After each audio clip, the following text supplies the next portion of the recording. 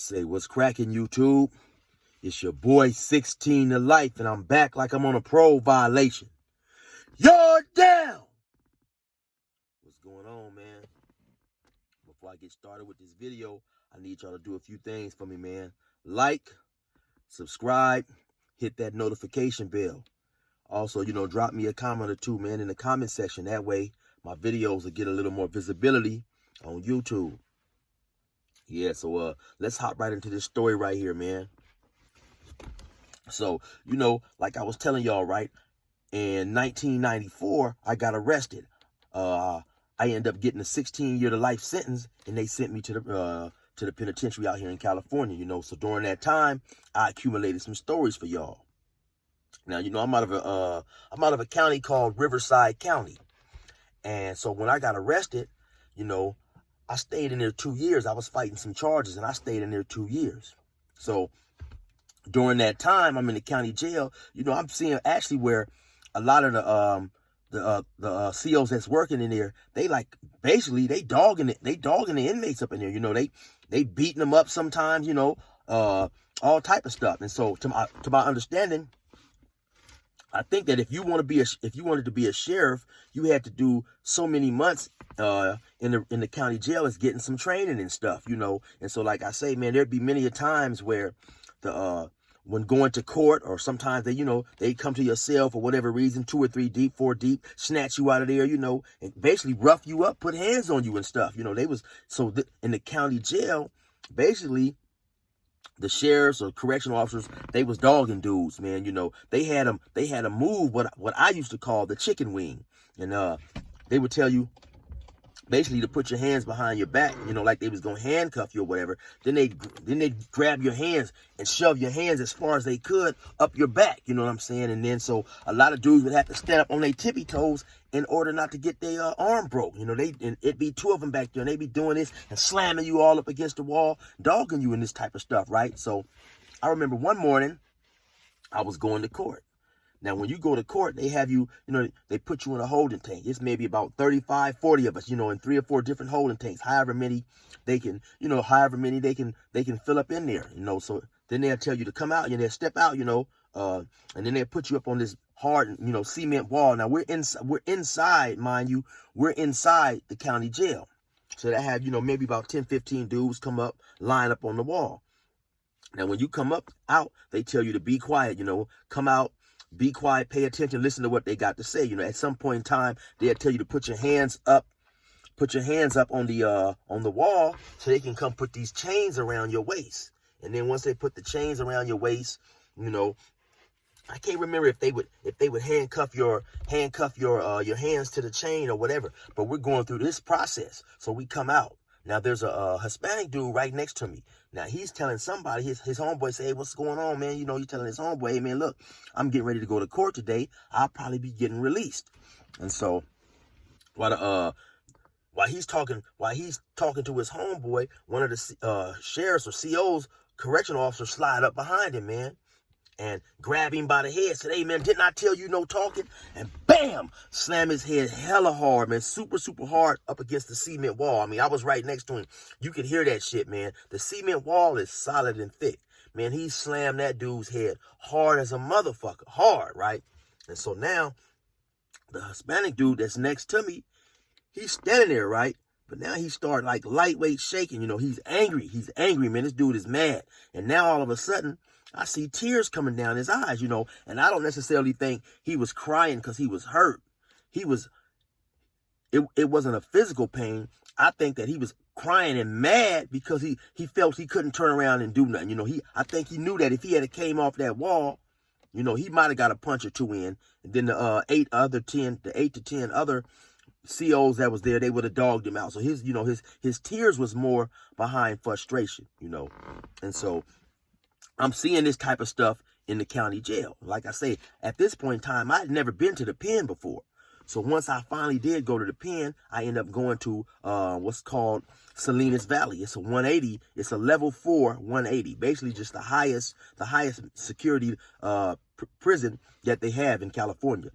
And so when I get to the pen, I noticed an immediate difference in how the convicts and prisoners is talking to the guards, you know, because now in the county jail, they'll whoop you, you know, slam you, dog you, and then they'll move you. They'll have, like, Riverside County, like, have, like, maybe 3 or 4 different jails, maybe, like, you know, sometimes 30, 40 minutes apart, that's inside their, you know, inside their system. So, that, you know, they got a county jail in Riverside, they got a county jail in Bannon, they got a county jail out there in Blythe, or whatever. You know, they got one in Temecula. They'll move you around. So they'll move you around when they whoop your ass, put you in the cell, put you in a holding cell with no phone, just so you can't communicate with your people and let them know what's going on. You know, it's less recourse for the guards in the county that's dogging you.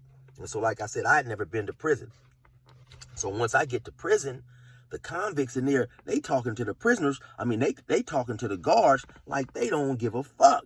You know what I'm saying? I'm thinking, and so I'm just used to seeing the guards in the county dog dudes. So I'm like waiting for, you know, I'm waiting for the bullshit.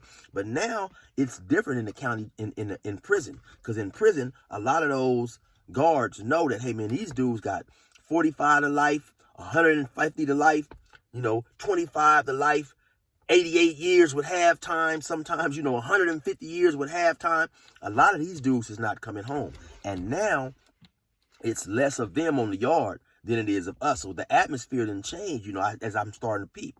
So one day I'm at the store. I went to the store. So now in order to go to the store, now when we get released out of the buildings, we get released onto a yard. But now the difference between the level 4 180, and they also have a level 4 270. The 180 is a little bit higher. Actually, the 180 is like a basically the 180 is a shoe kick out. It's like a fuck up yard. If you didn't went to the hole for some type of violence, then when you get released, they're gonna release you to a 180. Or if you come in the prison system with a whole bunch of time, you know, due to like gang banging or just a whole bunch of whatever, a whole bunch of time behind whatever, they more than likely they're gonna put you on a 180. So it's a lot of violence up there. It's a lot of dudes, man, with a lot of time.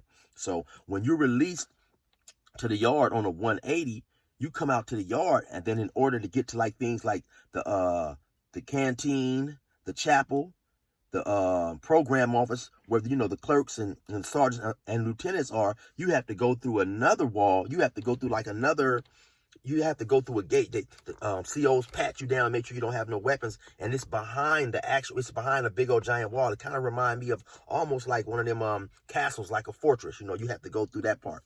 So anyway, I'm sitting in there. I'm sitting waiting to go to the store. You know, I'm sitting talking to these guys. You know, just some random dudes that's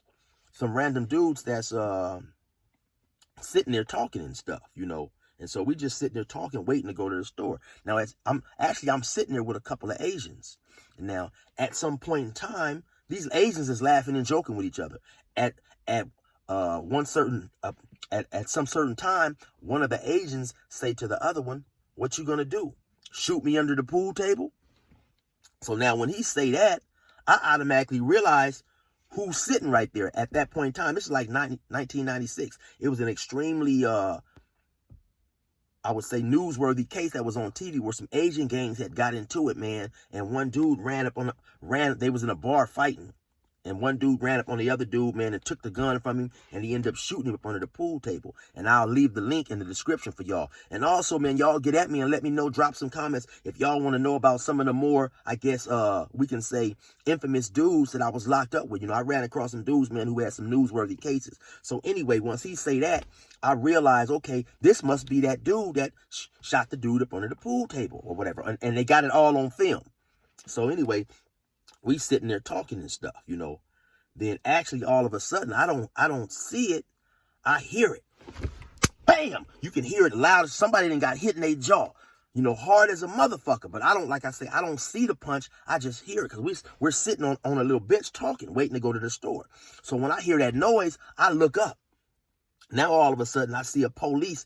He's staggering away from the dude that done hit him. He doing the chicken dance. You know, he dizzy as a motherfucker. He doing the feet don't fail me now dance. He about to fall. You know what I'm saying? Now this dude and the guard is an older dude. The guard is probably, I have to say, anywhere in his mid 50s. You know what I'm saying? In his mid 50s. So, and he's about 5'8". He's probably about 150 pounds. He's thin, you know. Plus, you know, the guards, they wear all them jackets and shit and all them flak jackets and stuff. And even that don't make him big. So he was a relatively thin dude. And like I say, once I hear the noise, he's walking away from the dude that then obviously hit him. Now, the dude that then hit him was a black dude by the name of Pasquale. I believe it was Pasquale. He was from Grape Street.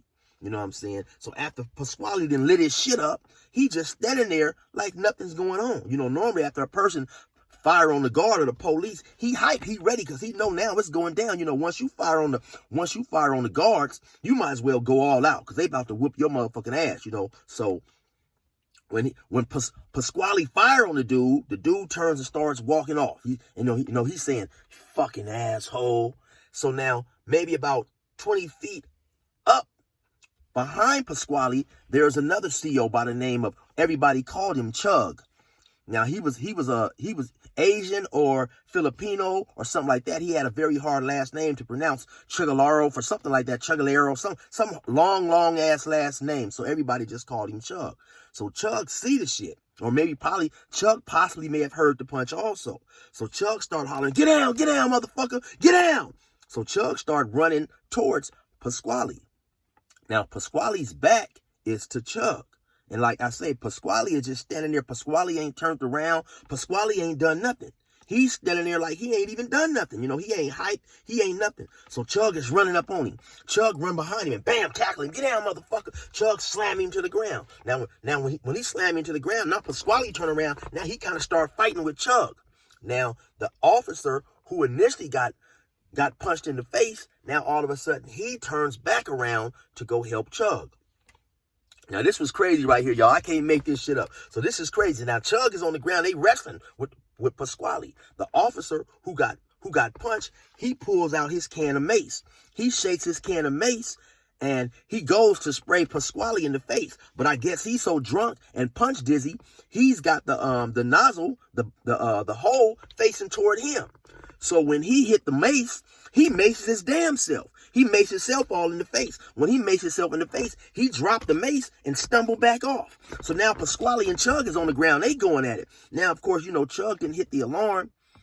And some other police come in there, man. They come up in there, you know, they run up there. You know, of course, they crash into Pasquale with their knees and all that stuff. They giving it to him in the arms and the ribs, you know, beating him. Stop resisting, all that old type of stuff. You know, at this point in time, he done been stopped resisting. So they turn him around, pick him up, and walk him off, you know. And that's the last I seen of him. You know, that, like I say right there, that was the first time I seen a police get his motherfucking snot box, you know, knocked into. Because like I say, being in the county jail, the sheriffs down there was notorious for whooping the inmates, man. But that was the first staff assault that I seen. I seen several staff assaults later on. You know, in the cats in Salinas Valley, they didn't have a problem, man, getting off on the police. You know, they seemed like they love to just bust the police up, you know. So the police also, like I said, was much more courteous than they were in the county jail, because they knew these dudes didn't have much to lose. So anyway, man, that was my story right there about the first time I seen somebody get off on the police and give him a little of that sweet chin music. You know what I'm saying? Y'all already know what it is, man. Have a safe day and resume normal program.